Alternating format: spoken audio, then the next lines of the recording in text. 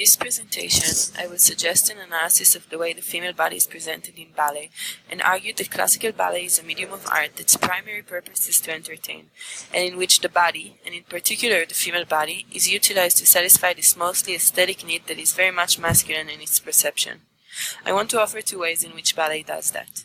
The first is the themes used in classical ballet that are often depicting a very traditional set of values that maintain ideas of male power.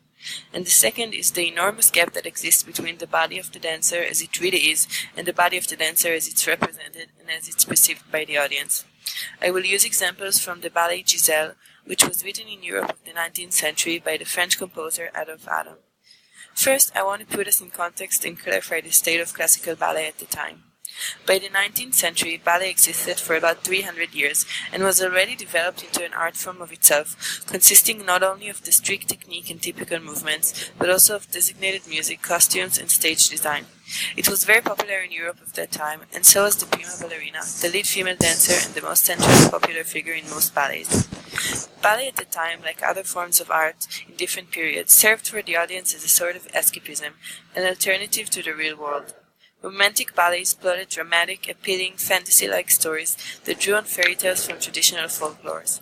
Those stories dealt mostly with universal, emotional, private matters like true love and heartbreaks, and in that way provided the audience with an identifiable emotional experience that was a break from the chaotic outside world. Staying in this private realm, those stories weren't meant to challenge any world order, including that of male dominance.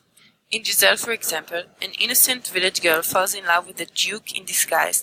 When she finds out his real identity, her heart breaks as she knows they could never be together, and she dances in sadness until she dies in his arms. The Willies are supernatural characters that are the spirits of virgins that were betrayed by their lovers and died before they married, and so they hunt the forest at night looking for men to kill. Those depictions of women characterize a very binary perception of females, one that supports conservative views of gender roles.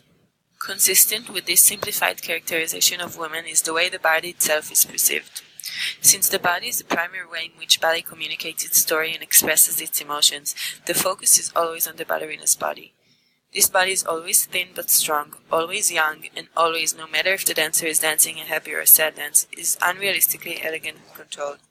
As if it's obvious, effortless, to stand on your toes for hours, when in reality it requires hours of practice and immense control, flexibility, strength, and delicateness, all at the same time. The extreme boundaries that the female body is asked to cross seemingly so casually, as if it's completely normal that a woman's body will move this way, creates a contrast for the audience, as they understand that this is exceptional, but since this fascination is derived from a unique beauty and not from a sense of strangeness or guilt, no sense of empathy is developed.